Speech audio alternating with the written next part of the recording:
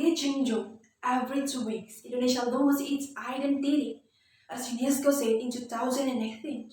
And there are 11 listed extinct languages, 4 critical languages, 22 languages that threaten with extinction, 2 language deformity, and 16 languages not vulnerable, stable, but threatened with extinction, said Mr. Dana Surenda, Head of Language Development and Guidance Department, Ministry of Education and Culture.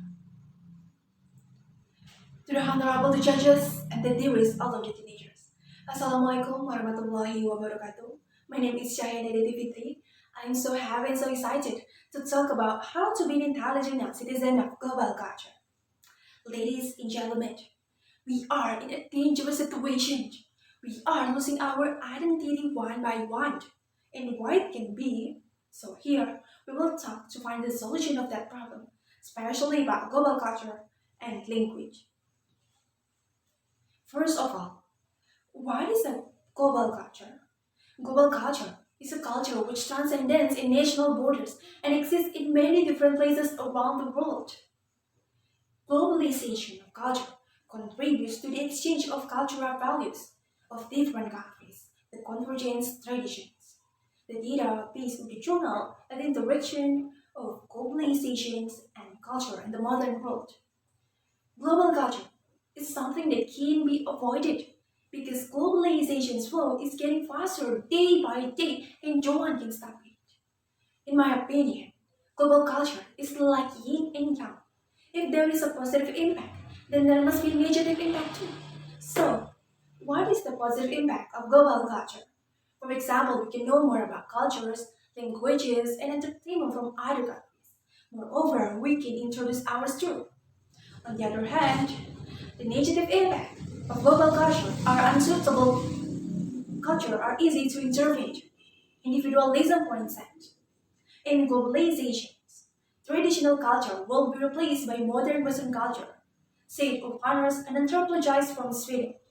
And that is the most threatening negative impact is the fading of our local culture, especially our own language.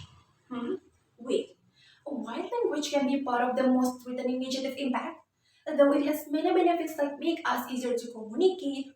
Actually, the bad side of that are when teenagers use some word from foreign language that they don't really know the true meaning of that word. And from the data that I've said earlier, we are in a dangerous situation every 2 weeks. Indonesia loses its identity. And that is because when teenagers tend to understand global language and culture much better than their local language and culture. For our information, Indonesia has more than 100 ethnic and native languages that spread from Sabang to Merauke.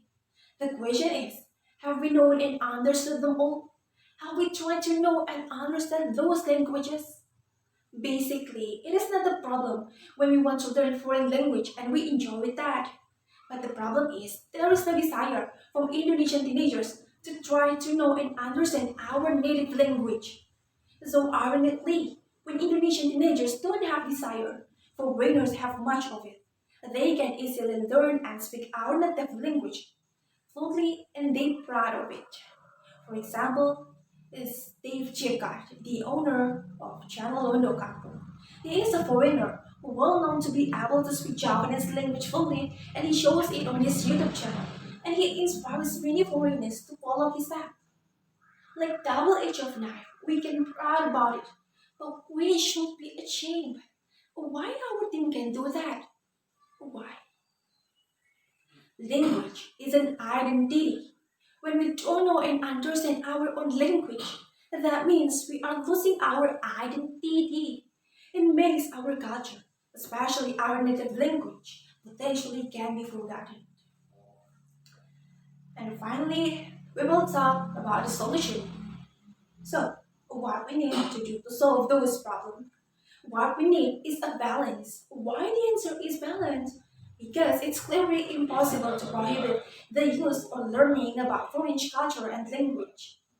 Because I think I feel the positive impact of that in my life. But it can be tolerated because the threats that I described before. So what we need is a balance of the desire between learning foreign culture and our own culture. And as a teenager, what can we do? The things that we can do is use our smartphones to boost our local language. Moreover, we as a generation living with high technology, we can utilize various applications for learning and disseminating our local culture. Taking advantage of social media platforms and YouTube, for example, because there's a lot of teenagers that potentially can be an influencer. But in a way, we can publish all of the things about our native language. In proverb, it's like fighting fire with fire. If the spread of foreign languages is done through social media, then we need to do the same things. We need to spread our native language with social media and YouTube too.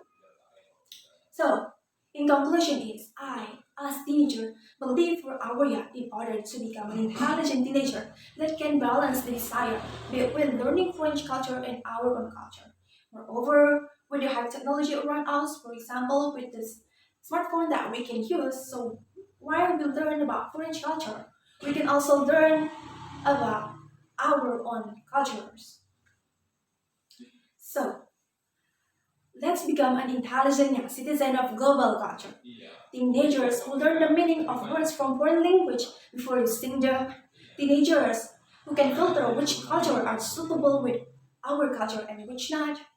And teenagers who learn about foreign culture but still preserving our local culture. Our culture is our identity and personality. It gives us personality, intellectual, spiritual, and emotional distinction from others. I'm Afun Sajar. Thank you.